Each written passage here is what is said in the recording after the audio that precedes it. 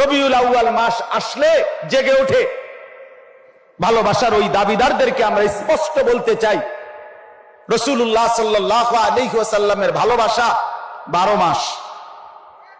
রাসূলুল্লাহ সাল্লাল্লাহু আলাইহি ওয়াসাল্লামের ভালোবাসা প্রতি রাত প্রতিদিন। রাসূলুল্লাহ সাল্লাল্লাহু আলাইহি ওয়াসাল্লামের ভালোবাসা প্রতি ঘন্টা প্রতি মিনিট প্রতি সেকেন্ড। রাসূলুল্লাহ সাল্লাল্লাহু আলাইহি ওয়াসাল্লামের ভালোবাসা সুন্নাত অনুসরণের মধ্যেই নিহিত। ভালোবাসলে অনুসরণ করতে হয়, অনুসরণ করলেই ভালোবাসা প্রমাণিত হয়।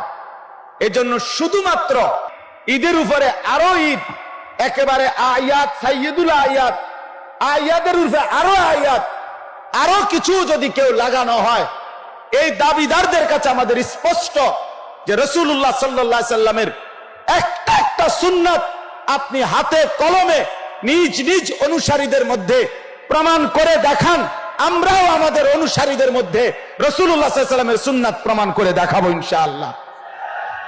হযরত মাওলানা মুফতি আরিফ বিন হাবিব দামাত বারাকাতুহুমুল আলিয়া তিনি আপনাদের সামনে উপস্থিত হয়েছেন, কথা বলবেন। রাসূলুল্লাহ সাল্লাল্লাহু আলাইহি ওয়াসাল্লামের বিরুদ্ধে যখন ব্যাপকভাবে প্রপাগান্ডা চলছিল, 2013 সালের সেই ভয়ানক সময়ে 5ই মের এক রাত্রিতে শাপলা চত্বরে ওলামায়ে দেওবন্দের কওমি মাদ্রাসার উত্তরসূরিরা এই এক রাত্রে যে পরিমাণ কোরবানি দিয়েছে, রক্ত ঝরিয়েছে, রাসূলুল্লাহ সাল্লাল্লাহু আলাইহি ওয়াসাল্লামের ইজ্জত আর সম্মান রক্ষার্থে আগামী 100 বছরও, বিগত 100 বছরও বাংলাদেশের ইতিহাসে কেউ এর নমুনা দেখাইতে পারবে না। বাংলাদেশ জাতীয় সিরাত কমিটি কর্তৃক আয়োজিত দিনব্যাপী সিরাতুন নবী সাল্লাল্লাহু আলাইহি ওয়াসাল্লাম মহাসম্মেলনের আজকের এই বর্ণাঢ্য আয়োজনে অনেক অনেক শ্রদ্ধাভাজন হাজরাত ওলামায়ে কেরামের উপস্থিতিতে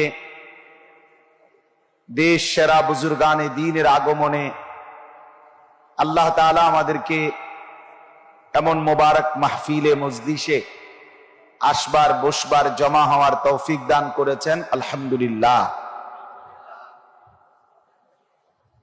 সম্মানিত হাজিরিন, আমি ব্যক্তিগতভাবে বয়ান করার জন্য বসি নাই। আমার পরম শ্রদ্ধেয় হযরত মাওলানা মুফতি ইমাদউদ্দিন সাহেব দামাত বারাকাতুহুমুল আলিয়া